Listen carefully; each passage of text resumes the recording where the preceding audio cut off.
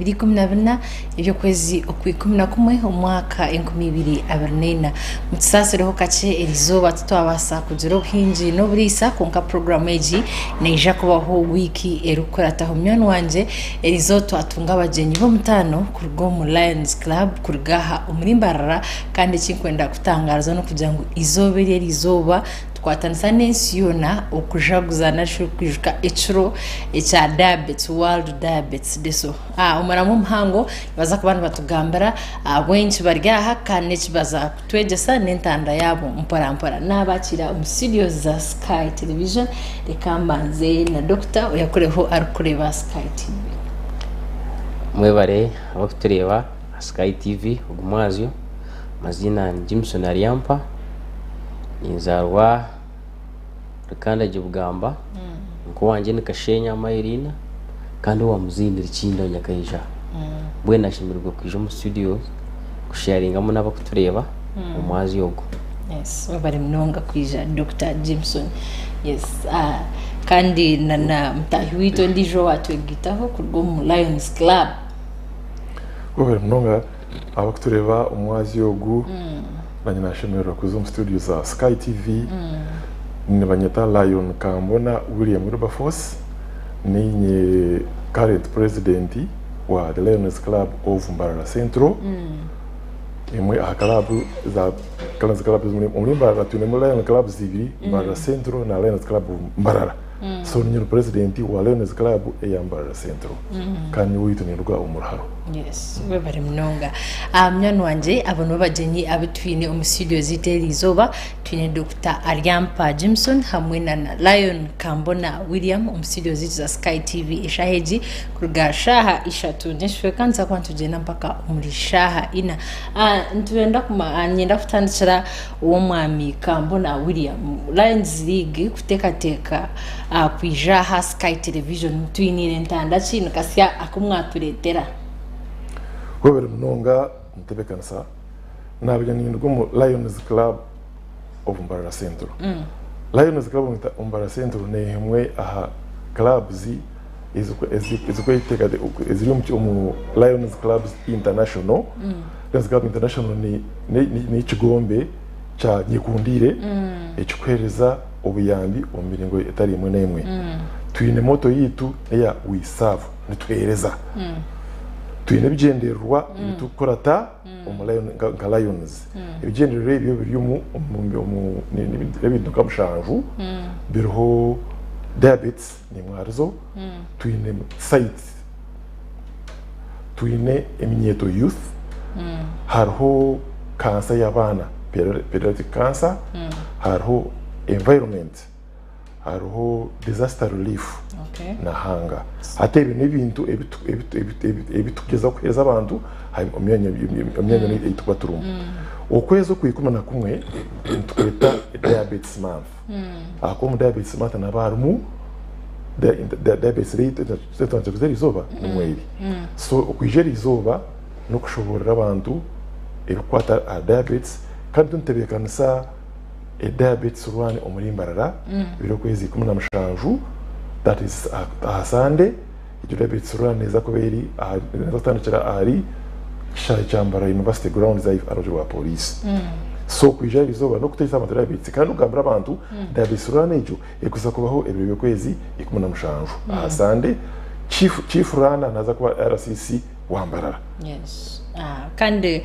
twagaruka uwa Dr. Ariampa Jimson ubwo hato muri bwa Sky TV nabasa kubari na uretse gambo diabetes umuntu naenda manye ehureji ahabwenjerejeyo diabetes neki abamwe batwirinda bajyangu n'indwara y'abahangwa umuntu bajyangu n'indwara y'abagiga tangarizo muri bwa Sky TV ahabwenje diabetes for this month yebare ka umutebekansa kandi nka president okuyagamba izoba ya diabetes umunsi yona nangashitse kweta diabetic day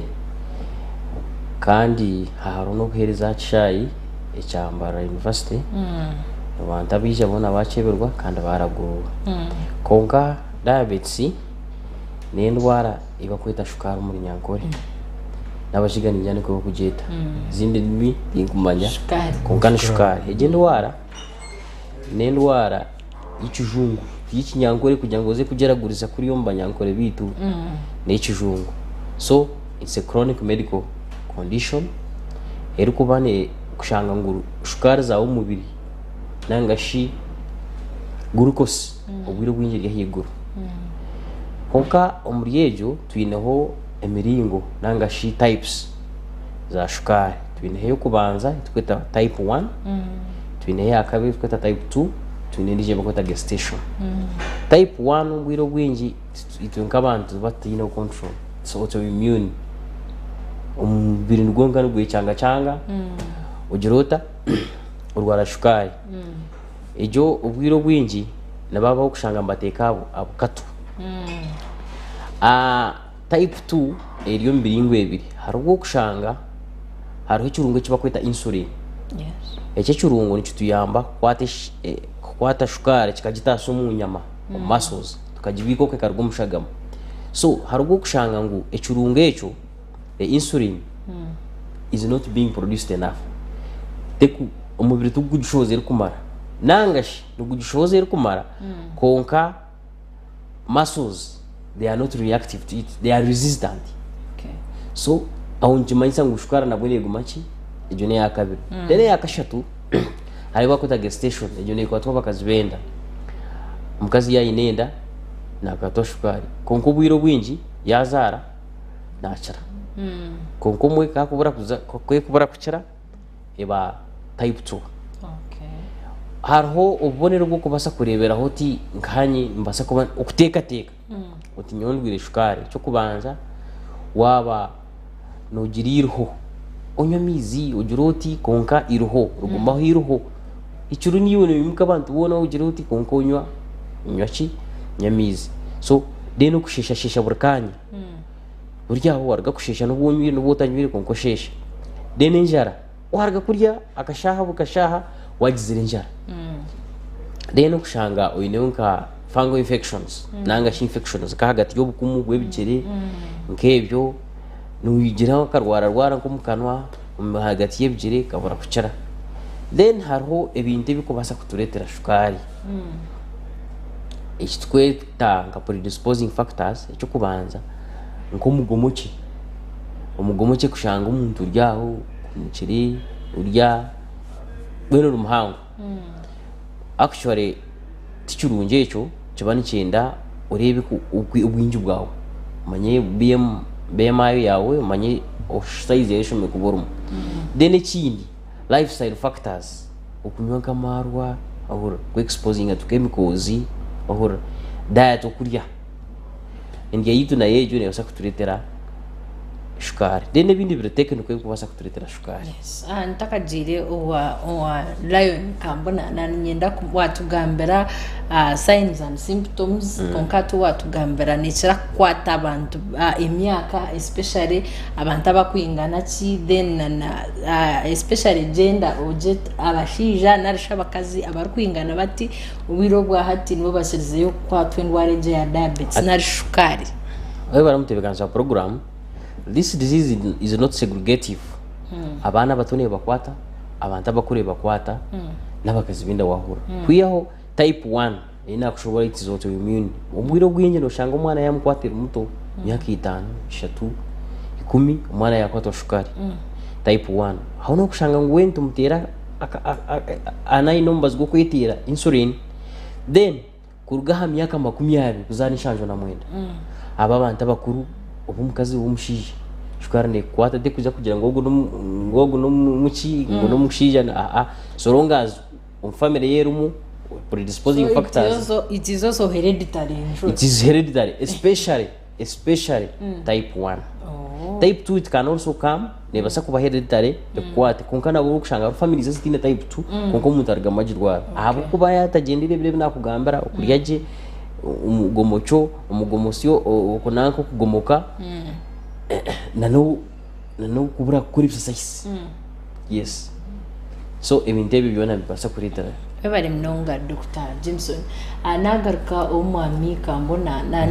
twenda kumanyomere wa Sky TV nanda kumanya mutebekanise activities chi ezumurabe numukora marathon age mutebekanisi zo beri ya Sunday 2015 webera munongo muteka sa program hati iki Dr. Tagambaho cyane no kutandukiraho kugira ngo kimwe abintu ibitukora kwejuna no kucyezo buro diabetes ni exercises ukora exercise exercise ni biyamba kucendeza mu nsi kuyagamba so tugira ngo umukwijuka ndatingo ndakosa kujaguza no zikinde kirungi umukwijuka diabetes umukwezo kuyikumina kumwuko no kutere hururu no kutere hururu kurwana sendwara age tutibekaniseho iba gitango ni diabetes run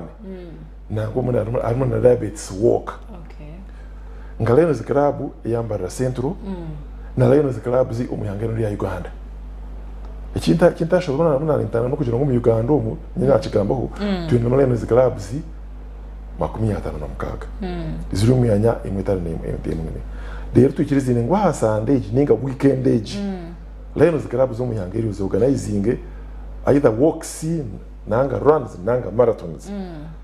umugasho gwabyo no kureka abantu umugasho gukora exercise kandi ikintu no kutere hururu kurana sendwara iki so eji run it organize itekakekire ibiri kumuna mushanju ahasande neza kuba erumu cyo kubanza abantu baza kukacayi shaha emuza kashesha batandike no ku warm up exercises turonzera umuntu umukugu ombyo kora warm up exercises naza kuba twine ayamba abantu ubukuminga apa mubiri then ko baraheze hazimwe ukwirukanga na no kutambana n'ibije ukwirukanga nuko abantu arabanta batakwasa kwiruka ako buri umuntu yita buri umuntu bisengwaje azabata kwasa kwiruka nabaza gukora umujuna agenda mu brisk walk ukutambura speed kwenda ngo tutuce akoza tutucire no batakiriza kigendero cyacu so harimo kutambuza bijere speed harimo no kwirukanga harimo gukora exercise harimo ukwegesubwa uri gutanga awareness about diabetes kandi harimo cyane ubire kubigikirize no kora some minor tests kumanya umuntu chikari njine nangatinjine turukwendera program yiteginyanisha abadokita tutangarize ko umuntu yakubasa kwerinda indwara ya diabetes na shifukari umbiro bwahati yebara mutebekansa hata kuko nara bashobora ngushukari harweb kabishatu type 1 type 2 na type na gestational diabetes ombintu byone byo kwerinda type 1 to kugerinda hereditary kandi it is autoimmune umubiri nigwe cyanga guryo bubuseri zo producing insulin so that's why we give insulin so ejo to hino go kugerinda kuyo yaya kwasiri basa kugezaho kuma insulin yawe kore exercise mining na diet yawe then type 2 byo basa kugerinda cyo kubanza ureke ngutu waguma size yawe wakora BMI yawe yabiguma no size normal rate then cyakabiri diet yawe manye byo kurya bataka kushiraho buhunga bitakuri byono kasabanye uko taburemu umanye utatinza kuryaho kadodo nza kuryaho fruits nza kuryaho carbohydrates sezo na proteins konke carbohydrates zibe ziryo muki mu content nche then haro icyo kweta fibers ebi bintu byinshi kubana ukurya munonga kwerinda ki habits then ikindi lifestyle kukunywa amarwa munonga si amarwa ihinga kozinga ebzu mubiri gona na buri ndwara yo niba kona hono urangwa amarwa maro so nkiba nkenda tugateka mu regulation bahura kandi haroho okirengo bako bambagagira ngo imyanke icupemwe uko umuntu noshanga yanyo kizoba niri mushana so iki kintu ne kintu kibi yakorebyo ikibi then ikindi shukari yakwasiri either type 2 type 1 or gestation kore bintu ebi cyo kubanza mbazi yawo urebe kungwe mbazi yibakwa shukari eri kuju controlling kandi ugumene ugikebesa ecya kandi kore exercise ecya kashatu diet kunajibagamba ukati wakutekateka ngo noza kuraguza bafumu ngo baza kumbaza ogu araba kugira ngo babjirgeho bazambaza igihe kiraguju batakagaruka kumera mbazi ya shukari mushukari nergaho umuntu bamushabira shukari ejinda nabyo biroho kuyaho wota because irebe byona there are some complications yeah hatu shukari yonka ni ngomwinazi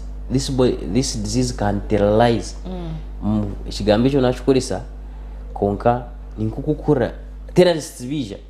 they can paralyze the whole city so shukari na yake kuzo mubiri it can terrorize the whole body itanchira nka mishu isikweta retinopathy amishu gita or kandi kikuba cyafiro mubiri most times kichugarakaho so nyekiro nyuto erinde nka lion kuyagama hako gukora exercise it is a good idea it's a gukora exercise abantu nibereba icya kandi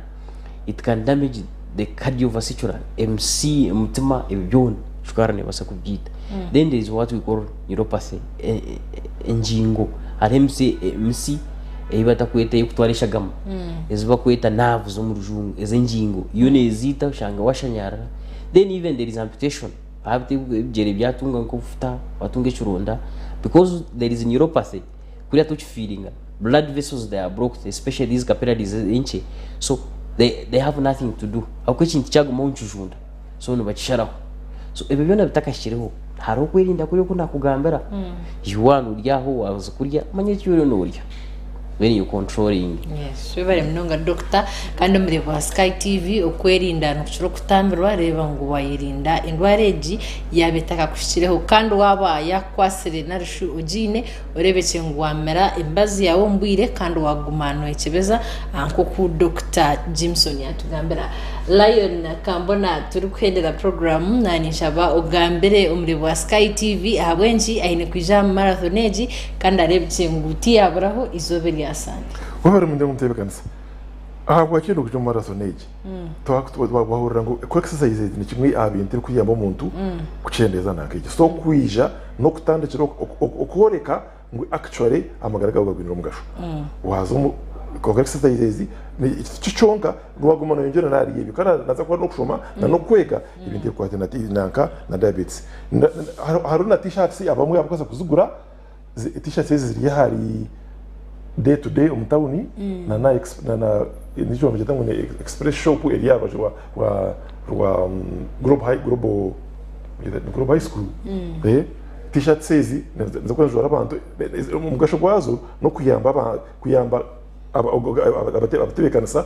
ibintu bera n'ukozibwa marathon cyo ngoro no kubata jine no basa kwija nabwo no itawo mkwirwa ngokwe no tawo mu exercise no itawo no kushoma no haru kuchibera no rutonga cyose kuchibera ukamanya koro yine nankeji yabese nango tazine rero katwegitaho tukahereza tukareba ngo twabinga diabetes umuhangaritse ya Uganda tukareba mu Lions Club International tukorana n'abashaho ya symptom utinairizo turi kwendera what is your next step kumara marriage marathon nce cyumukwenda kongeraho na mnunga ahuru eje yashukari na diabetes hata cyo hariko continuous ngite no gumiza mutwe twegisa abantu ibintu kwa diabetes okwezo kwa mwenda okusoka 11 twakosa as an example konkantu yenda kugumizamu tukwegisa abantu kandi tukubahabura ngo doctor yagamba exercising lifestyle babari kwakira kurya kandi abakwasirwe bazambazi bare mutwagirwa rero tukudagumizemu tugije no misho tukurana sendwara ya diabetes nangi tukata shukari umunyangoro nizo wagira ngo buryo mowe naije echa hamheru ntwenda kumanya haraka senta kubarashashura umuryango ninga buryo mwe nakutahira musha taro kasende kushashura kuba buri umuntu wena naija kureka t-shirt no bari kugura ko t-shirt yo ne kuranda zile sene ka fundraising kuyamba activities izazikora izoberiyo na nugumiza mu Lions International mu Uganda mama remnonga bibare mnonga Dr. Jimson amena na Lion akambona kandi muri wa Sky TV twatwine aba Lions Club barukutera atosh narishi barukugeza kutushobora ikirabeho ahizoberi asande 2017 tuza kuba twine marathon aho muri Mbarara bari kwirukanga kugeza aho creating awareness narisha abantu kubongera kubamanyisa indwara ya shukari ukwe kwata no kumuntu yakubasa kugirinda uko mushaho yakugambira ukwerinda no kushira kutambirwa korebi yakugambira kandi we utakarwire urebe owarwire urebeke ngo waguma nomera umbazwa umbwire kandi wagumano yekebeza muhereza wawe nabandi Olivia Kamsime mutwikize tukomaha murari kurunje